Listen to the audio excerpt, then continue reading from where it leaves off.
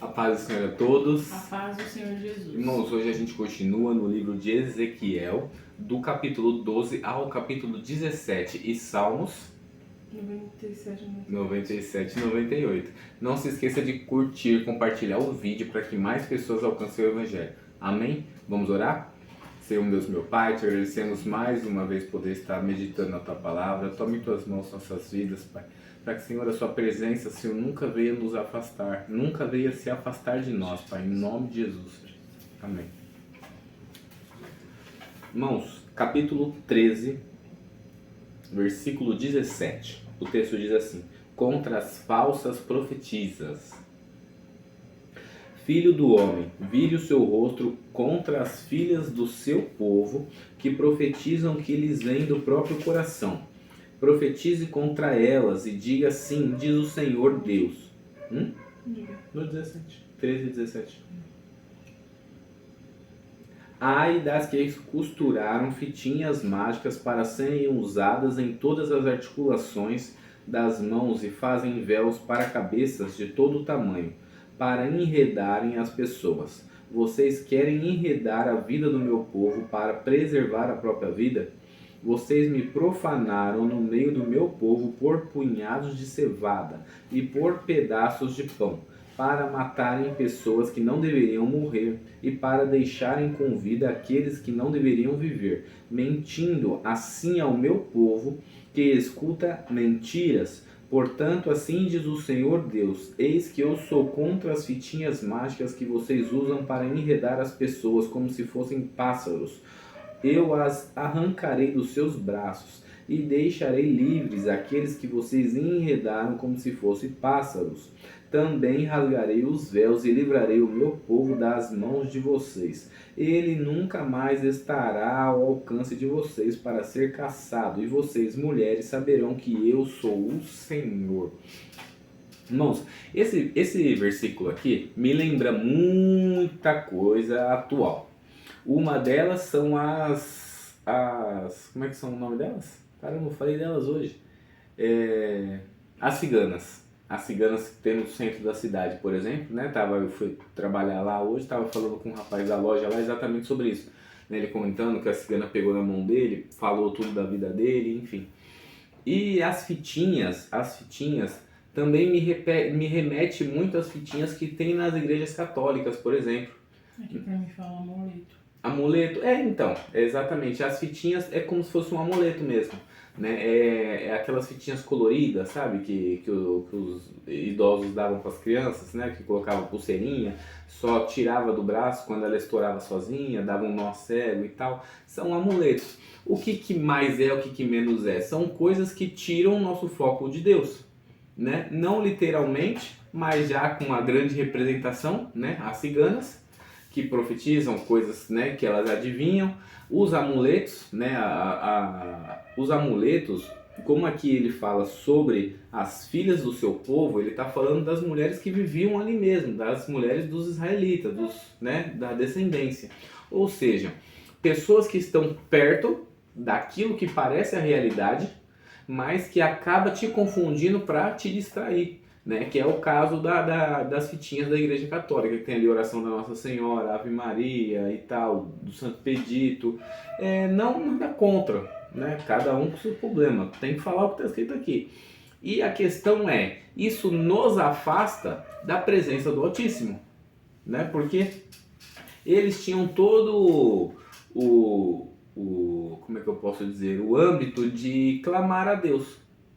Certo? Clamar a Deus eles podiam. O que eles não podiam era ouvir a resposta por causa que só profeta, né? Também não podiam entrar no tabernáculo, no templo. Mas eles podiam clamar a Deus. Né? A Bíblia é clara lá no começo, em Êxodo, se eu não me engano, que o povo que estava no Egito clamou a Deus. E Deus ouviu o seu clamor, então chama Moisés.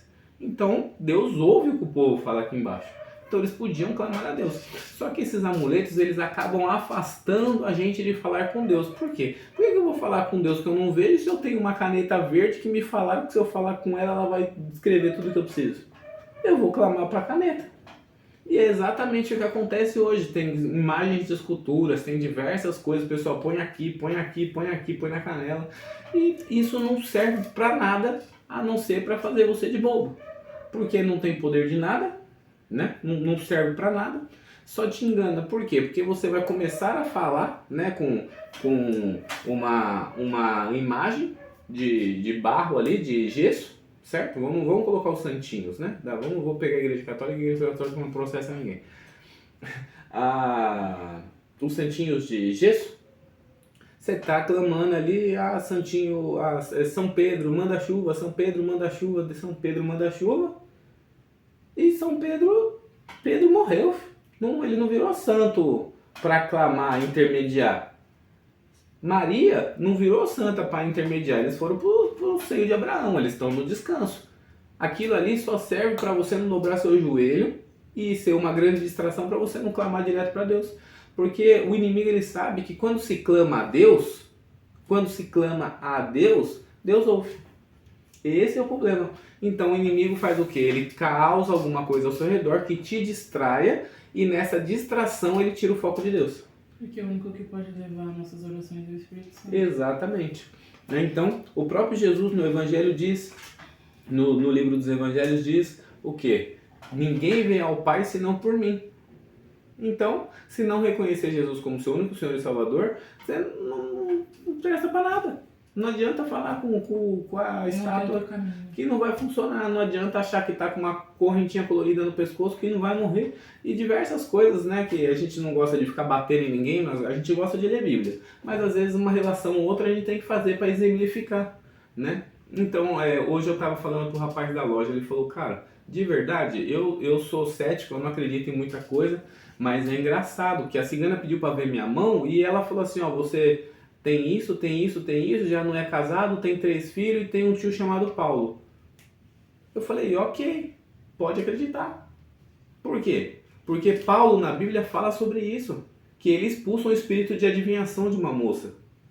Então, para o homem que era cético e não acreditava em nada, agora ele já tem certeza que o espírito maligno adivinha e que Deus refuta. Que Deus já fala que não é para ouvir esse tipo de pessoa. Porque o inimigo sabe o que está ao meu redor. O inimigo sabe meus parentes todos que já morreram.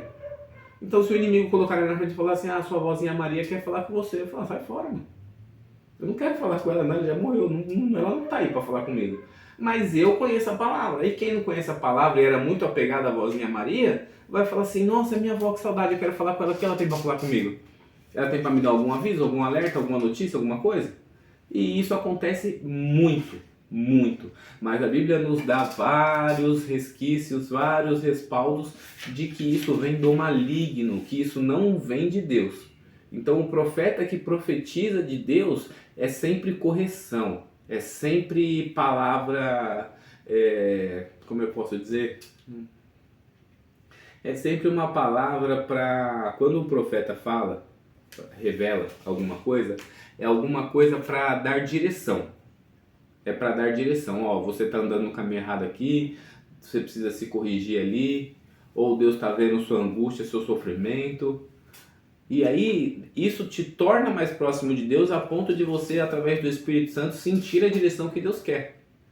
Agora, te dar pontos finais, muitas das vezes isso não vem de Deus. Mas como que eu vou fazer o filtro, Lucas? Como é que eu vou fazer o filtro, Bruna? A palavra diz que quando isso acontece, a gente tem que julgar a profecia. E fazer o quê? Fazer o que os antigos faziam. Anota e faz as contas. Vamos ver quando se cumprir. Se se cumprir, a gente sabe que era de Deus. Se não se cumprir, o profeta estava viajando na maionese e só estava ali fazendo volume. Certo? Quer acrescentar alguma coisa? Esse negócio de julgar só a profecia é complicado, né? Porque existem falsos profetas mesmo. Sim, sim. Que fazem amando do mal, amando do inimigo, sendo usados pelo inimigo, distorcendo a palavra e colocando dentro da igreja o que não é bíblico. Sim. Então são falsos profetas, né? Então eu acho que às vezes a gente... Eu não sei se eu tô certa, mas tem que julgar o profeta também. Porque você não pode acreditar em alguém que não está pregando a palavra ou que não dá frutos, que não vive a palavra. Certo. Acho que são duas características diferentes, porque a Bíblia fala para julgar os frutos, né? Porque você conhece o profeta pelos frutos. Mas e quando não se conhece o profeta? Então, são contextos, apesar de falar da mesma situação, diferentes. Então a gente consegue julgar alguns, tipo da nossa própria igreja ou de outras que a gente conhece, porque conhecemos os frutos. Ou os da internet. Mas aqui a gente não conhece todos os frutos, então é mais fácil a gente jogar pro lado do mal, porque a internet, né, a maioria das coisas que vem são coisas que engajam. E coisas que engajam são coisas polêmicas, e muitas das vezes isso fica feio, ou tipo assim, pioram as coisas, ou faz a gente julgar errado. Então, na maioria das vezes, a gente sempre vai olhar o lado negativo. Né? Na maioria das vezes, a gente vai olhar o lado negativo. Agora, de qualquer forma, quando for o lado positivo, por exemplo, tipo assim, eu gosto de alguns pregadores. O fruto que eu tô vendo na internet é bom, mas o fruto da vida real, eu não tenho como julgar. Só que eu tô vendo um vídeo de 1 minuto para uma vida de 24 horas que o cara vive todo dia. Eu não tenho como julgar. Sim, mas sempre acaba alguém se mergulhando. Uma hora explode, uma hora essa bomba explode, né? Mas na maioria das suas vezes, principalmente, isso acontece muito quando a gente vai visitar outra igreja, né? Ou quando a gente ainda é novo convertido. Porque quando a gente tá mais velho, mais maduro dentro da palavra, né? Quando a gente entende que nada que a gente sabe serve para alguma coisa e tudo a gente precisa ter a direção de Deus através da palavra, né? Até tem gente que fala assim, Deus não fala comigo. Eu pergunto, mas você abre sua Bíblia? Fala, não, cara, que Deus fala comigo. Ele fala, então abre a Bíblia, Deus está falando. Então, para o crente mais maduro, de mais tempo, muitas das vezes isso não acontece.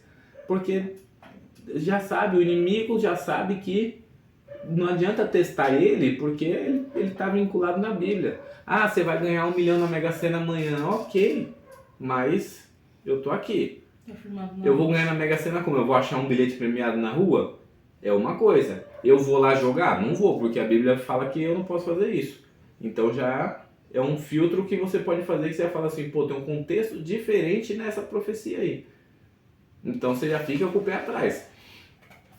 E muitas das vezes, vou dizer de peito aberto, muitas das vezes não vale de nada esse tipo de profecia aí, porque Deus cumpre as suas promessas, Deus cumpre, mas muitas das vezes a gente ouve pregações e palavras de um Deus que está mais preocupado em você sair do aluguel do que você ir para o céu. Então, muitas das vezes é meio furada, tem que vigiar no que ouve, quem ouve, né? Tem que ser ovelha fiel, isso é importante, ser ovelha fiel. Não que você não pode comer uma graminha aqui, outra graminha ali de vez em quando, mas também não adianta ficar todo dia querendo pastar num pasto diferente, porque são palavras diferentes, de pessoas instruídas de forma diferente, de pessoas muitas vezes que não têm Bíblia, não seguem a Bíblia, não falam da Bíblia, como eu falei esses dias do devocional atrás, né? Pessoas num grupo de oração tinham um esboço para ser pregado. Então a gente tem que vigiar. Não adianta você querer ser uma ovelha de um pasto enorme, comer aqui, comer ali, que não vai servir para nada. Você só vai se frustrar. O que mais? Acho que é isso. Quer acrescentar mais alguma coisa? Vamos orar? Senhor Deus, meu Pai, te agradecemos mais uma vez meditar na Tua Palavra. Tome em Tuas mãos nossas vidas, Senhor. Nos guia, Pai. Fala conosco através da Tua Palavra, Senhor, para que a gente nunca se desvie dos Teus caminhos, Senhor, em nome de Jesus, Pai. Amém. Tchau.